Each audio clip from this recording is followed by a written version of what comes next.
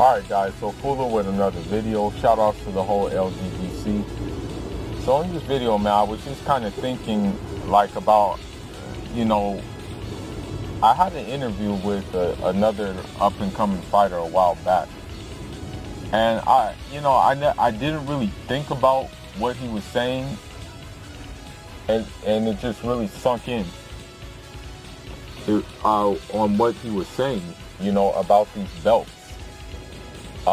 These belts are like infinity stones for these promoters, because if you control all the belts, right, that means you basically control the whole card. You control the fighter. You basically control the whole thing.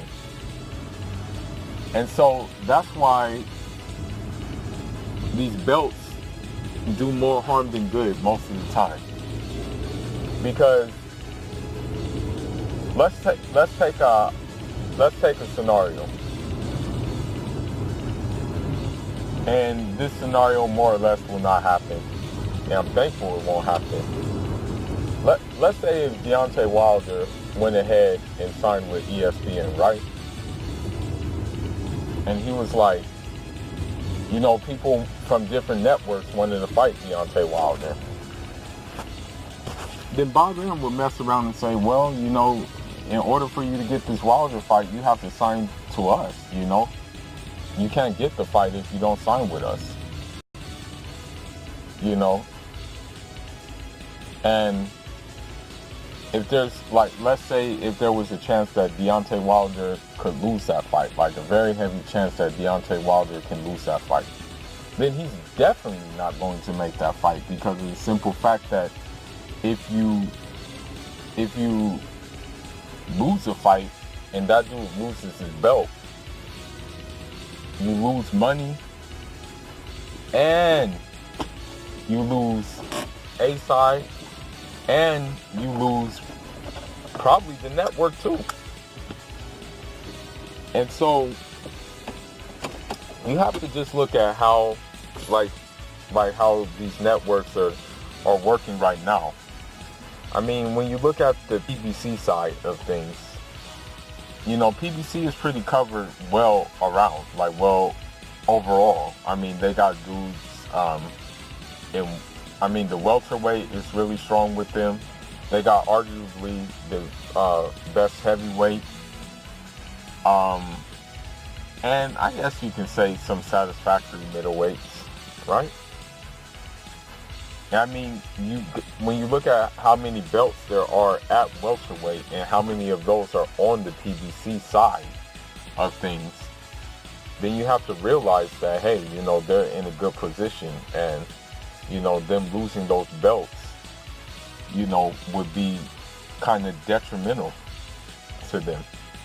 But they would still survive. They would do better than the other places. Now you look at the zone side of things, they're good in middleweight. I mean, you have like 3 belt holders at middleweight on the DAZN side, right? When you look at ESPN, I guess you can say in the lower weights, they kind of have some leverage, some kind of action in the lower weights, but they don't have much action, and that's the reason why I think they signed Tyson Fury in the first place, is because they didn't have much action, and so that's why they threw him a bag like that. Although he doesn't hold a belt, right, it's still a scenario of, well, he's a popular name, he fought the man of the division they drew, so he can still be a big draw. We can still get butts in the seats even if he fights a nobody, And the thing is about these promoters and these belts is they will co-sign a fighter ducking in order to hold on to these belts. That's the thing. They will hold they will basically pick the, like, honestly, I heard from the grapevine, I don't know how true this is, but I heard after Amir Khan, you know, Terrence Crawford definitely will not be fighting Errol Spence. You know, from what I understand, he may be fighting Jose Benavidez next, you know. I'm not quite sure, but that's what it's looking like, you know. It's looking like Benavidez in a rematch, you know, because you know how Bob Arum likes to rematch. And so, you know, obviously, you know that Terrence Crawford is going to win that. And what that means is he keeps a hold of the belt that he has, you know. The thing is this. As I said before, if Errol Spence, Deontay Wilder, if a PBC fighter or a fighter, a free agent who fights on different networks, okay, who does not want to sign a contract, if he wants to fight a guy at a different network, that network will not let him fight him based on the fact that because he had those networks and promoters basically can't stand that he has a belt and they're not getting a piece of that belt. You know, that's what it really comes down to. Because if you have a belt, that means you have basically control. You know, even if these alphabet soup belts don't mean anything for the fans and we just want to see the best fight the best, these alphabet soup belts are very much the promoters, like these alphabet soup belts are these promoters' lucky number 7s, you know, because you have to look at, I mean, look, say if Eddie Hearn manned up and made an Anthony Joshua and Luis Ortiz fight, say if he manned up and did that, right? In my opinion, Luis Ortiz stops Anthony Joshua. That's just my opinion. The fact that he's taking all those belts with him is a blow. That would be like a mule kick to the chest of Eddie Hearn, because he loses money. He loses pretty much the venue. And he loses being the A side, right? So they literally can't afford that. So that's why we complain. I know we complain as fans that we want to see the best fight the best. We want to see that. I want to see that.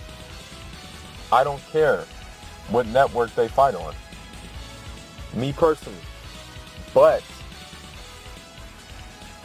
everybody else does, especially these promoters, yo. Because this is their bread and butter. Basically, a promoter is like a loan shark, okay? Basically, a promoter is like a slumlord.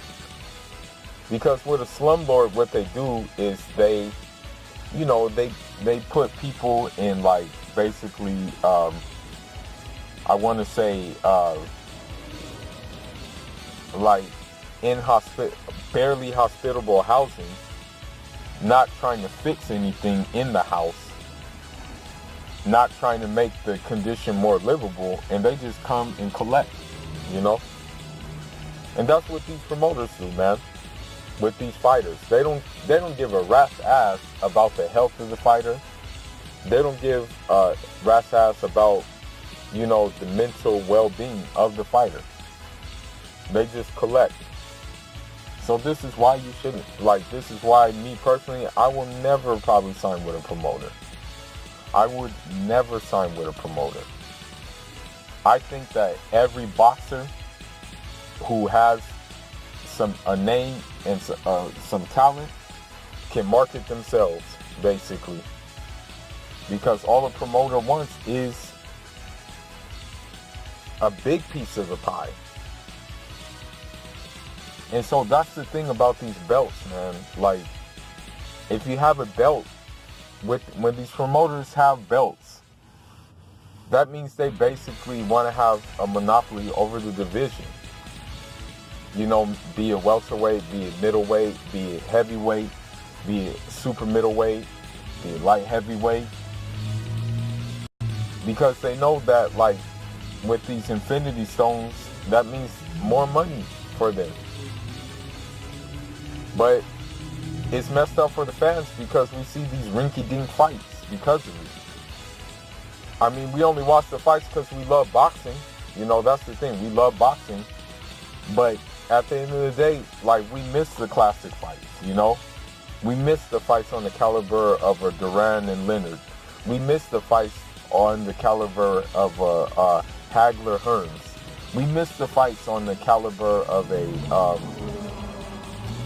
you know, just one of those guys like a Tio Trinidad and a Winky Wright. You know, we miss that caliber of fight. We haven't seen much of that lately. You know, and at the rate that boxing is going right now, I don't know if we're going to see any of that. You know, I'm going to tell you right now, man, for a Deontay Wilder and a Tyson Fury rematch, if you hold your breath, you're going to become blue at the face waiting for it, man. I'm just letting you know that. For Errol Spence, Errol Spence versus Terence Crawford fight, you're going to be blue at the face, holding your breath for it. Don't hold your breath for those fights, man. They're not happening. Because what's going to happen is, you know, Errol Spence being a free agent, Deontay Wilder being a free agent, Bob Arum is going to want to sign them because that means he gets control of the Infinity Stones if he does. You know?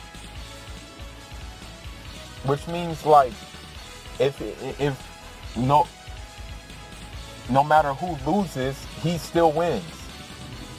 You know, imagine if Tyson Fury, right? Imagine if Deontay Wilder came and fought on ESPN, right? One fight deal. Boom. Knocks out Tyson Fury. Bam. Takes his lineal status away from him. Now they don't have literally nothing to bargain with at all. If Errol Spence came to ESPN, one fight deal. Boom. Scorches Terence Crawford. Yoink. Take the belt. Guess what? They have nothing anymore. They have nothing to bring to the table. Bob Arum doesn't want that to happen. That's why he's like, niggas, you guys are signing to me to fight. You know, I can't let you do that. You know, I'm keeping these belts in-house. And that's what this is what they're doing. These promoters are doing. Are strong-arming these belts. You know, asking these sanctioning bodies, basically, to put lesser competition in front of stiffer competition. And we saw that with Anthony Joshua versus Luis Ortiz. They completely took him out the rankings. You know? Conveniently putting Povetkin in the rankings high. You know? This is what they do, man. And us as boxing fans, man, we just gotta, like they say, roll with the punches, man, because I don't see it getting good anytime soon. That's all I got for now, guys. Leave your thoughts in the comments. I'm Jado.